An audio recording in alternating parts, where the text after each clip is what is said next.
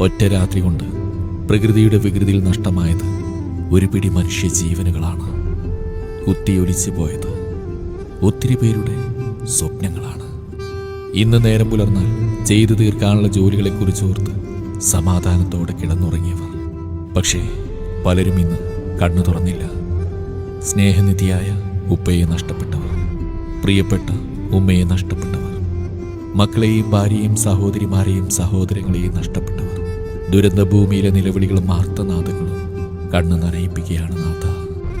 വാർത്തകളിൽ കാണുന്ന ദൃശ്യങ്ങൾ കരള് പിടക്കുന്നതാണ്. സഹിക്കാൻ കഴിയുന്നില്ല. കാണുന്ന നമുക്കിത്ര സങ്കടമുണ്ടെങ്കിൽ അനുഭവിച്ചുകൊണ്ടിരിക്കുന്നവരുടെ അവസ്ഥ എന്തായിരിക്കും? നമ്മുടെ പ്രാർത്ഥനകളിലും നമ്മുടെ പ്രിയപ്പെട്ടവർക്ക് വേണ്ടി നമ്മുടെ കരങ്ങൾ ഉയർത്താം. പ്രകൃതി ദുരന്തങ്ങളെ തൊട്ട് സർവശക്തൻ നമ്മെ കാക്കുമാറാവട്ടെ.